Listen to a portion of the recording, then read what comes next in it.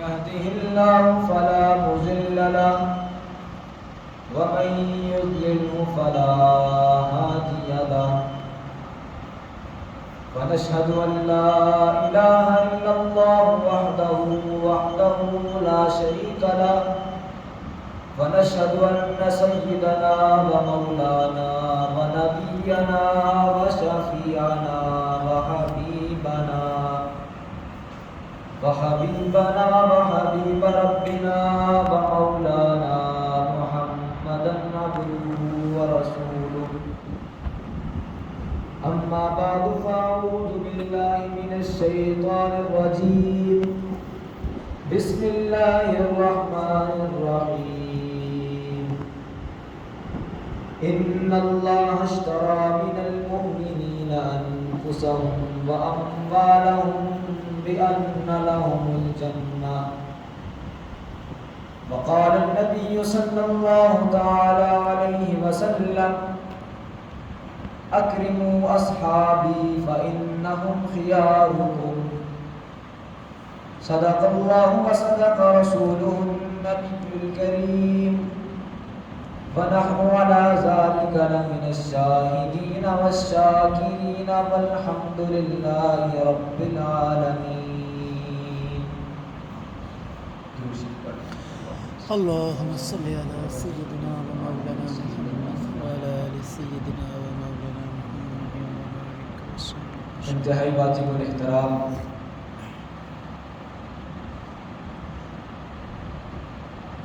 آزاد کشمیر میں بسنے والوں نوجوانوں بزرگوں بھائیوں، دنیا کے اندر اللہ رب العزت نے نظام بنایا ہے کہ جب کسی چیز کی نسبت اپنے سے بلند چیز کے ساتھ ہو جاتی ہے تو اس نسبت کی وجہ سے اللہ رب العزت اس ادنا سی چیز کو اتنی عظمت عطا فرما دیتے ہیں کہ کل تک جسے ہم کم نظر سے دیکھ رہے ہوتے ہیں وہی چیز بڑی عظمت والی ہو جاتی ہے. مثال کے طور پر ایک زمین ہے، اس کی کوئی اتنی خاص حیثیت نہیں ہے. ایک زمین ہے، اس کی کوئی اتنی خاص عظمت نہیں ہے، لیکن جب اس کی نسبت بیت اللہ شریف کے ساتھ ہوئی تو عظمت اتنی بڑھ گئی کہ اللہ نے صرف اس جگہ کو مقام نہیں عطا فرمایا بلکہ اس پوری زمین اور اس پورے شہر کو اتنا عظیم مقام عطا فرمایا کہ اللہ رب العزت خود اس مقام کی اور اس شہر کی قسم اٹھا رہے ہیں کہ لا اقسم بہذا البلد، قسم ہے مجھے اس شہر مکہ کی. یہ صرف اس نسبت کی برکت تھی کہ اللہ رب العزت نے اس پورے شہر کو اتنا مقام عطا فرما دیا. دوسری مثال سمجھیے، ایک شخص ہے، بذات خود اس کی عظمت ہے، بذات خود اس کا مقام ہے، لیکن جب اس کی نسبت جڑتی ہے تو اس کا مقام بلند ہو جاتا ہے. جناب رسول اللہ صلی اللہ علیہ وسلم دنیا کے اندر تشریف لے کر آئے، اللہ رب العزت نے بڑا مقام عطا فرمایا، بڑی اعلیٰ اللہ رب العزت نے ان کو شان و شوکت دی. لیکن 40 سال کی عمر میں جب اللہ نے ان کو نبوت کا مقام عطا فرمایا اور رسول اللہ کی نسبت جب اللہ کے ساتھ جڑی تو اتنی عظمت بلند ہو گئی کہ امتی تو امتی تھے کہ تمام نبیوں کی امامت کروا کر آ گئے. اللہ، یہ نسبت کی برکت ہے. ایک اور مثال سے سمجھیے، انگریزی کی کتاب بھی ہے، بعض لوگ اس کو بڑی عظمت دیتے ہیں، عظمت مسلم ہے.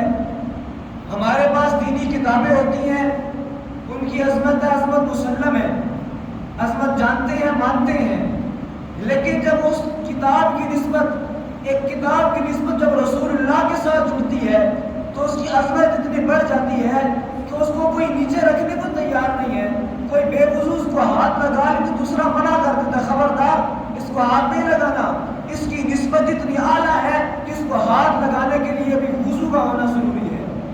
اتنی عظمت ہے. جب ایک چیز کی نسبت اللہ رب العزت کے ساتھ ہو جائے عظمت اتنی بڑھ جاتی ہے، جب رسول اللہ کے ساتھ ہو جائے عظمت اتنی بڑھ جاتی ہے.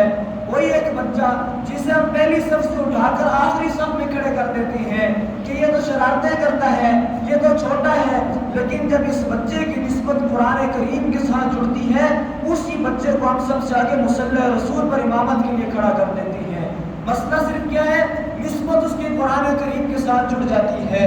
جب ایک چیز کی نسبت صرف اللہ کے ساتھ ہوتی ہے، اس کی بھی عظمت اتنی بلند۔ جب ایک چیز کی نسبت صرف رسول اللہ کے ساتھ ہوتی ہے، اس کی بھی عظمت اتنی بلند۔ جب ایک چیز کی نسبت صرف قرآن کے ساتھ ہوتی ہے، اس کی بھی عظمت اتنی بلند۔ تو کیا بات ہے ان صحابہ کرام کی عظمتوں کی کہ جن کی نسبت قرآن کے ساتھ بھی ہے، جن کی نسبت رسول اللہ کے ساتھ بھی ہے، جن کی نسبت خود اللہ کے ساتھ بھی ہے۔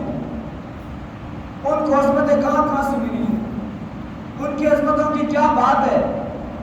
اگر ان کی نسبت قرآن کی طرف دیکھو تو قرآن نے اپنے سینے کے اندر صحابہ کرام کو محفوظ کیا ہوا ہے۔ قرآن کبھی ان کی تجارت کی باتیں کر رہا ہے، قرآن کبھی ان کی خلافت کی باتیں کر رہا ہے، قرآن کبھی ان کی امانت کی باتیں کر رہا ہے، قرآن کبھی ان کے حضور کے ساتھ رفاقت کی باتیں کر رہا ہے، قرآن کبھی ان کے اخلاق کی باتیں کر رہا ہے، قرآن کبھی ان کے اظہار کی باتیں کر رہا ہے۔ یعنی قرآن ان کے ایک ایک عمل کو، قرآن ان کے ایک ایک کردار کے ایک ایک پہلو کو یوں روشن کر کے بیان کر رہا ہے۔ یہ قرآن کے ساتھ ان صحابہ کرام کی نسبت ہے۔ اگر ان کی نسبت رسول اللہ صلی اللہ علیہ وسلم کی طرف دیکھی جائے تو رسول اللہ صلی اللہ علیہ وسلم خود فرما رہے ہیں ان اللہ اختارنی واختار علی اصحابی، کہ یہ وہ صحابہ کرام ہیں جن کا انتخاب ہے تو اللہ نے کیا، دوسرا اللہ نے میرے لیے انتخاب کیا۔ ان کی اتنی عظمت۔ اور تیسری اگر اللہ رب العزت کی طرف ان کی نسبت دیکھیے تو جاننے کی بات ہے، قرآن خود کے کہہ رہا ہے اولئک الذین امتحن اللہ قلوبہم للتقوی، کہ ان صحابہ کرام کا سب سے پہلے امتحان دنیا میں آنے سے بھی پہلے، وجود سے بھی پہلے، اگر ان کے دلوں کے تقوی کا امتحان لینے والی کوئی ذات تھی تو اللہ رب العزت کی ذات تھی۔ اتنی عظمت والے لوگ، اتنے بلند مقام و مرتبے والے لوگ، نسبت جو ہوتی ہے، نسبت یہ بہت بلند چیز ہے۔ یہ اگر کسی اچھی چیز کے ساتھ جڑ جائے تو انسان کو روشن کر دیتی ہے، لیکن اگر کسی بری چیز کے ساتھ جڑ جائے تو وہی نسبت انسان کو خراب کر دیتی ہے۔ صحابہ کرام کی نسبتیں بڑی اونچے لوگوں کے ساتھ، بڑی اونچی ذات کے ساتھ، بڑی اونچی چیزوں کے ساتھ نسبتیں تھیں۔ حضرت موسیٰ علیہ السلام اللہ کے لاڈلے پیغمبر تھے۔ حضرت موسیٰ علیہ السلام کو لقب دیا کلیم اللہ۔ حضرت موسیٰ علیہ السلام نے اللہ رب العزت سے درخواست کی، اللہ مجھے اپنا دیدار کروائیے۔ اللہ نے فرمایا لن ترانی موسیٰ، نہیں میرا تو دیدار نہیں کر سکتا، دنیا میں رہتے ہوئے ان آنکھوں سے میرا دیدار نہیں کر سکتا۔ لیکن موسیٰ علیہ السلام اللہ کے لاڈلے پیغمبر تھے، انہوں نے ضد کی۔ جب انہوں نے ضد کی تو اللہ رب العزت نے فرمایا کہ موسیٰ میں آپ کے امتحان کے لیے اپنا کلام آپ کو سناتا ہوں، اگر آپ نے اپنا کلام سن لیا اور اس کی سکت حاصل کر لی کہ آپ میرا کلام سن لیں تو پھر میں آپ کو اپنا دیدار کرواؤں گا۔ چنانچہ وادی طویٰ اس کو مختص کیا گیا اور اس کے اندر سے ایک درخت کو چنا گیا۔ اللہ رب العزت نے ایک درخت کو چنا۔ اس درخت کو چنا اور اس لیے چنا کہ کلام اللہ کلیم اللہ کو سنانا ہے، کلام اللہ کلیم اللہ کو سنانا ہے اور اس درخت کے ذریعے سنانا ہے۔ اب اس درخت کی نسبت جب کلام اللہ کے ساتھ ساتھ کلیم اللہ کے ساتھ ہوئی، اللہ رب العزت نے اس درخت کو اتنی عظمتیں دی کہ اللہ رب العزت نے اس درخت کو ہی نہیں بلکہ اس پوری وادی طویٰ کو اتنی عظمت عطا فرمائی ہے کہ آج 1400 سال کے بعد حضور کے جانے کے 1400 سال کے بعد آج میں اور آپ جو قرآن پڑھتے ہیں تو قرآن کے اندر اس آیت کو نہ پڑھے تو قرآن مکمل ہی نہیں ہوتا۔ قرآن خود کہہ رہے ہیں اذ ناداہ ربہ بالوادی المقدس طویٰ، کہ یہ وادی طویٰ پوری کی پوری مقدس ہے۔ یہ نسبت کی برکت، جب ایک درخت کی نسبت ہوئی کلام اللہ کے ساتھ ساتھ کلیم اللہ کے ساتھ تو عظمت اتنی بڑھ گئی۔ تو ان صحابہ کرام کی کیا کہتے ہیں کہ جن کی نسبت کلام اللہ کے ساتھ ساتھ کلیم اللہ کے ساتھ تو نہیں لیکن رسول اللہ کے ساتھ ہے، اتنی بلند عظمت ہے۔ ایک دوسرے زاویے سے بات سمجھیں۔ ایک شاگرد ہے، وہ کہتا ہے کہ یہ میرا استاد ہے، تو یہ بات ہو رہا ہے لیکن اگر کوئی استاد کہے نا کہ یہ میرا شاگرد ہے تو بات اور ہوتی ہے. اگر کوئی مرید کہے نا کہ یہ میرا پیر ہے تو بات اور ہوتی ہے. لیکن اگر پیر کہے نا کہ یہ میرا مرید ہے تو بات اور ہے. اگر کوئی مقتدی کہے نا کہ یہ میرا امام ہے تو بات اور ہوتی ہے. لیکن اگر امام کہے نا کہ یہ میرے مقتدی ہے تو بات اور ہوتی ہے. وہاں پر صحابہ کرام یہ کہتے ہیں کہ حضور ہمارے ہیں، لیکن یہاں بات اور ہے. لیکن وہاں پر دیکھیے تو بات ہی بالکل اور ہے، وہاں پر معاملہ ہی بالکل الٹ ہے. وہاں پر حضور خود فرما رہے ہیں صحابی یہ میرے صحابہ کرام ہیں. یہ ان کی عظمت ہے کہ خود اللہ کے نبی صلی اللہ علیہ وسلم فرما رہے ہیں یہ میرے صحابہ کرام ہیں. یہ تو ان کی عظمت ہے. اور ایسی عظمت والے جب لوگ ہوں اور ایسی عظمت والے لوگ جنہوں نے حضور علیہ السلام پر جب ایمان لایا، وہ جب کفر سے پھر کر ایمان لے آئے، اسلام لے آئے، اسلام کی طرف پھر گئے، پھر ان کے اوپر زخم بھی آئے، پھر تلواروں کے نیچے بھی آئے، پھر نیزے بھی لگے، پھر جانیں بھی دینی پڑی، پھر مال بھی دینا پڑا، پھر گھر بار بھی لٹانا پڑا، لیکن پھر وہ اسلام سے نہیں پھرے. حضرت ابو بکر صدیق رضی اللہ تعالیٰ عنہ جب ایمان لے کر آئے، مکہ کے اندر، خانہ کعبہ کے اندر، مطاف کے اندر، وہاں پر حضور علیہ السلام پر مشرکین مکہ نے تشدد کیا اور ایک رسی حضور علیہ السلام کے گلے میں ڈال دی. لیکن حضرت ابو بکر صدیق رضی اللہ تعالیٰ عنہ ایک ساتھ صحابی ہیں اور پورا مشرکین مکہ بھرا ہوا ہے مطاف سے، حضور علیہ السلام کے بچانے کے لیے آگے ہوئے ہیں. حضور علیہ السلام کو بچایا، خود اتنی مارے کھائیے کہ بے ہوش ہو جاتے ہیں، اور جب ہوش لاتے ہیں تو لوگ کہتے ہیں کہ کچھ کھا لو کچھ پی لو. لیکن وہاں پر بھی حضرت ابوبکر صدیق رضی اللہ تعالیٰ عنہ فرماتے ہیں جب تک میں اپنے مصطفیٰ کا دیدار نہ کر لوں میں نہ کچھ کھاؤں گا نہ میں کچھ پیوں. یہ حضرات صحابہ کرام نے قربانیاں پیش کی. جنگ احد کے موقع پر ایک وقت ایسا آیا جب سارے صحابہ بالکل گمسان کی جنگ شروع ہو گئی، کسی کو ہوش نہیں رہا، کوئی وہاں جا رہا ہے کوئی وہاں جا رہا ہے. حضور علیہ السلام تنہا پڑے ہوئے ہیں. ان کی حفاظت کے لیے جب دیکھا کوئی بھی نہیں ہے تو حضرت ابو دجانہ رضی اللہ تعالیٰ عنہ حضور علیہ السلام کے پاس تشریف لائے اور حضور صلی اللہ علیہ وسلم کے ساتھ اپنی کمر کو ڈھال بنا دیا، اور ڈھال بنانے کے بعد میں زخم کھاتے رہے، برابر زخم کھاتے رہے. جب بعد میں زخموں کو دیکھا تو 184 زخم آئے تھے، لیکن وہاں پر حضور علیہ السلام کی حفاظت کرتے رہے، پیچھے نہیں ہوتے. صحابہ کرام کا جب جان دینے کی بات آئی تب بھی صحابہ کرام، جب مال دینے کی بات آئی تب بھی صحابہ کرام. ہجرت کے وقت جب حضرت ابوبکر صدیق رضی اللہ تعالیٰ عنہ آپ صلی اللہ علیہ وسلم کے ساتھ ہوئے تو ساتھ میں گھر میں جو مال تھا 14,000 دینار تھے، درہم تھے، وہ سارے لیے حضور علیہ السلام کی خدمت میں ساتھ لے گئے. حضرت ابوبکر صدیق رضی اللہ تعالیٰ عنہ کے والد آئے، اس وقت ایمان نہیں لائے تھے، تو آ کر گھر کے بیٹیوں سے کہا، حضرت ابوبکر صدیق کی بیٹیوں سے کہا کہ کتنا ظالم ہے تمہارا باپ کہ تمہارے لیے کچھ چھوڑا بھی نہیں ہے، خود تو چلا گیا ساتھ کچھ اور بھی لے گیا. لیکن وہ نابینا جو ان کو نظر نہیں آتا تھا. تو حضرت ابوبکر صدیق رضی اللہ تعالیٰ عنہ کی بیٹیوں نے عرض کیا کہ ابا جان ہمارے والد خود گئے ہیں، ہمارے نہیں لے کر گئے. یعنی کہ اپنے دادا کو یہ بات بتانا گوارا نہیں کی کہ حضرت ابوبکر صدیق اپنا مال بھی ساتھ لے کر گئے ہیں.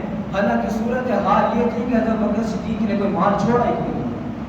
جب مال دینے کی باری ہے تب بھی صحابہ کرام میں دان دی، جب جان دینے کی بات ہے تب بھی حضرات صحابہ کرام، جب اولادیں دینے کی بات ہے تب بھی حضرات صحابہ کرام. جب سب کچھ دے دیا اللہ رب العزت نے پھر مقابلے میں کیا دیا؟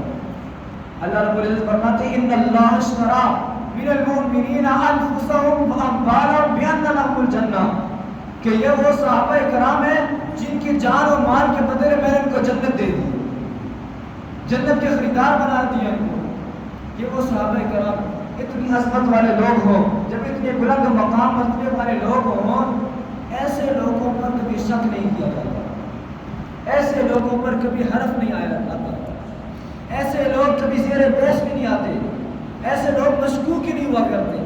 اللہ رب العزت نے تمام دین کو قرآن کو، حدیث کو جمع کیا، توحید کا عقیدہ بھی آ گیا، ختم نبوت کا عقیدہ بھی آ گیا، تمام حضور کی سیرت بھی آ گئی، حضور کا اٹھنا بیٹھنا بھی آ گیا، حضور کا چلنا پھرنا بھی آ گیا، حضور کے لیل و نہار بھی آ گئے، حضور کی صبح و شام بھی آ گئی، حضور کے جہاد میں جانا بھی آ گیا، حضور کا جہاز سے لوٹنا بھی آ گیا، حضور کا تلوار اٹھانا، حضور کا گھر بار، حضور کا گھرانہ، حضور کا یارانہ، اللہ نے تمام چیزوں کو جمع کیا، اللہ نے تمام چیزوں کو جمع کروا کر یہ تمام صحابہ کرام کے کندھوں پر ڈال دیا اور اس کی بنیاد صحابہ کرام کو بنا لیا۔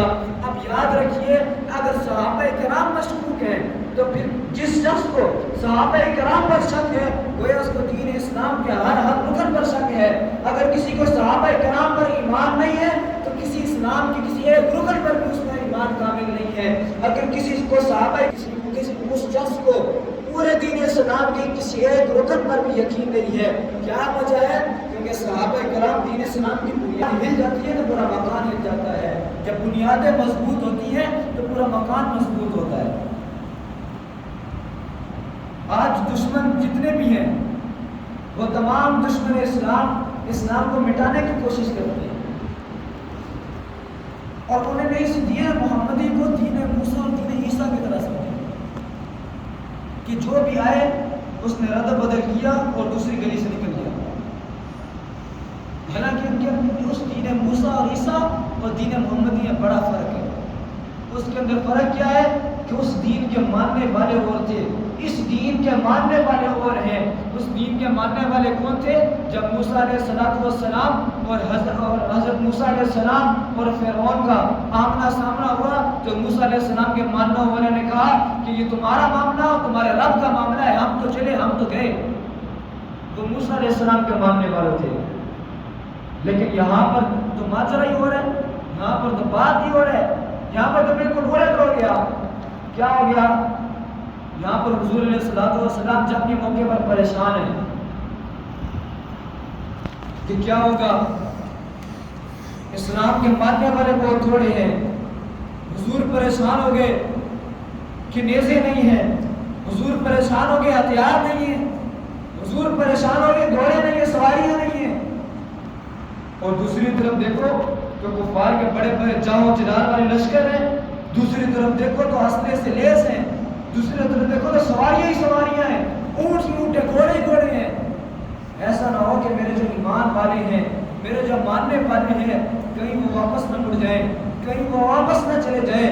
تو یہ جب حضور علیہ السلام سوچ رہے تھے، وہاں سامنے مجمع میں سے ایک صحابی کھڑے ہو گئے اور انہوں نے عرض کی، یا رسول اللہ، ہم موسیٰ علیہ السلام کے ماننے والوں کی طرح نہیں ہیں کہ ہم یہ کہتے کہ یہ آپ اور آپ کے اللہ کا معاملہ ہے، ہم دین محمدی پر ایمان لائے ہیں، ہم جب تک آپ ہیں، جب تک آپ کا حکم ہے، تب تک ہماری جانیں بھی حاضر ہے، ہمارا مال بھی حاضر ہے۔ سبحان اللہ۔ یہ صحابہ کرام کی عظمت تھی، اتنی بلند عظمت اللہ رب العزت نے ان کو عطا فرمائی کہ مثال کے طور پر صرف اتنا ہی کہنا کافی ہو جائے گا کہ دنیا کے آسمان کے چاند کے ارد گرد ستارے چمکتے ہیں، اسی طرح جو آسمان نبوت ہے اس کے چاند یعنی حضور علیہ السلام کے ارد گرد حضرات صحابہ کرام چمکتے ہیں۔ بے شک اتنی عظمت والے لوگ ہیں۔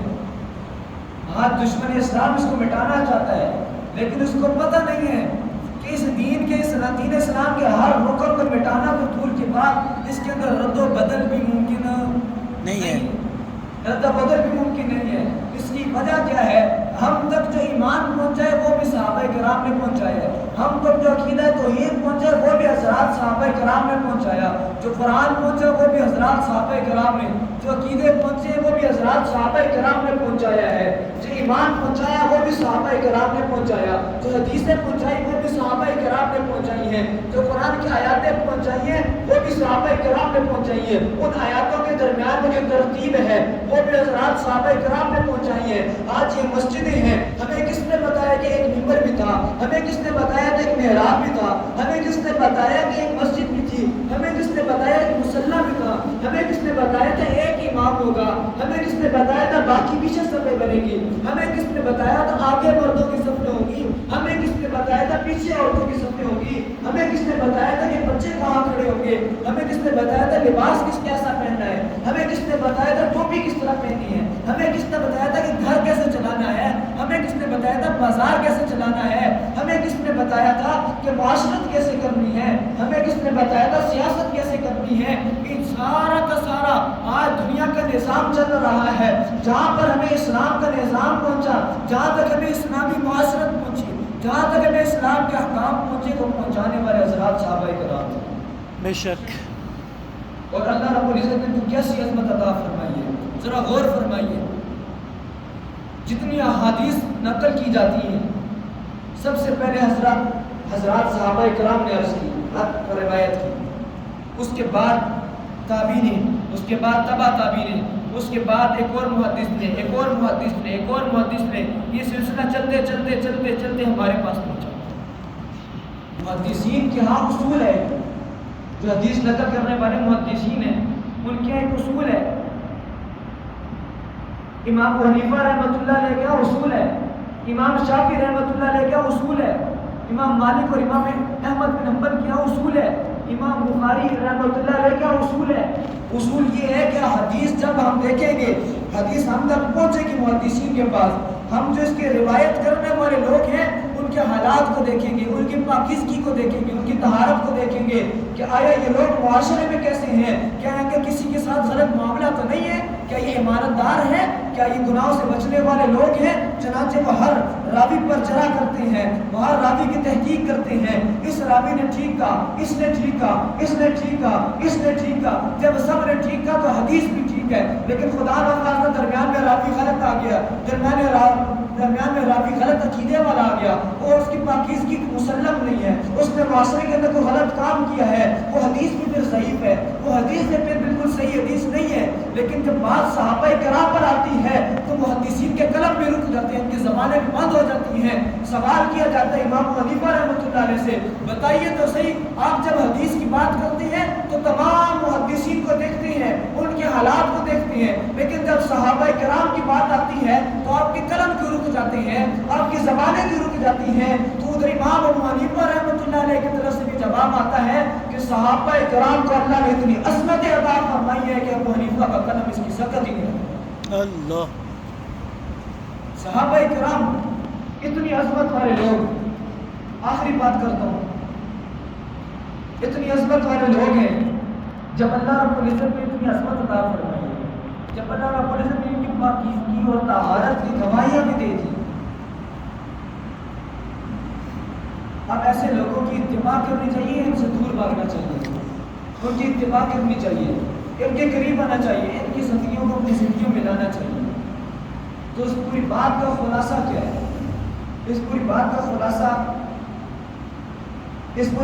خلاصہ یہ ہے کہ سب سے پہلے اپنی اجتماعی معاملات جو ہمارے معاشرے کے اندر ہے، مشترکہ معاملات ہیں، جو ہمارے محلے کے معاملات ہیں، جو ہمارے ضلع کے، جو ہمارے پورے ایک علاقے کے معاملات ہیں، ہم ان معاملات کو غور کریں اپنے، اور ان تمام معاملات کو ہم دیکھیں کہ صحابہ کرام کے معاملات جیسے ہمارے معاملات ہیں کہ نہیں. اگر تو ہمارے معاملات صحابہ کرام کے معاملات جیسے ہیں پھر تو کامیابی ہے.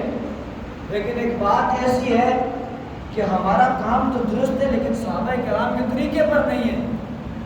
ہمارا کام تو درست ہے لیکن صحابہ کرام کے طریقے سے ہٹ کر کوئی اور طریقہ ہے، پھر بھی بات غلط ہے، پھر بھی گمراہی ہے، پھر بھی مسئلہ خراب ہے.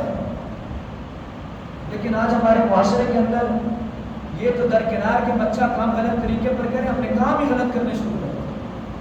تو سب سے پہلے ہم اپنے اجتماعی معاملات کو دیکھیں کہ کوئی ایسے معاملات تو نہیں ہیں کہ جو بالکل دین اسلام کے خلاف ہیں، کوئی ایسے معاملات تو نہیں ہیں کہ جو حضرات صحابہ کرام نے کبھی کیے ہی نہیں ہیں.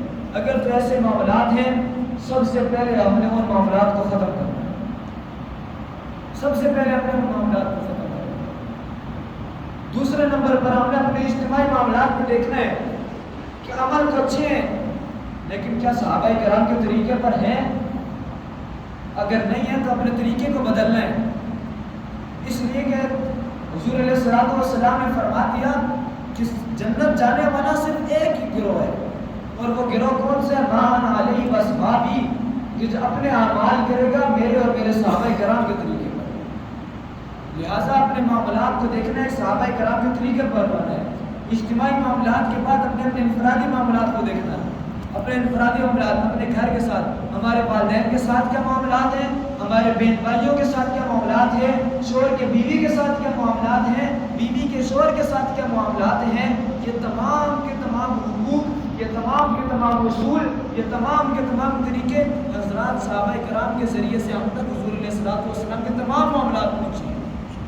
ہم ان معاملات کو دیکھیں، اپنے گھر کی زندگی کو، اپنے بازار کی زندگی کو، ہم اپنے کاروبار کو، اپنی تجارت کو، ان تمام معاملات کو ہم صحابہ کرام کے طریقے پر لے کر آئے تو پھر جنت کی خوشخبری ہے.